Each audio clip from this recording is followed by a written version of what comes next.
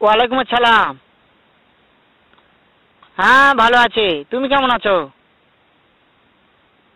হ্যাঁ ভালো আছো না? আচ্ছা তুমি কার সঙ্গে আছো? ওই মাদার চোদের সঙ্গে। ওই মাদার চোর তো এতই হারামজাদা। ওই শুয়োরের বাচ্চা, ওই তো লটির বাচ্চা। ওই সাওয়াচুদির বেটা মাগিল লিসা, এতই মাগিল লিসা। ওই হারামজাদের আমি সামনে পাইলে একটা এমন একটা চটকানি মারবো, শালা মাদার চোদ। শোনো, তাতে কি আছে? ওই মাদার চোদ ওই জায়গায় আছে নাকি? ও আমার কথা সব শুনতেছে।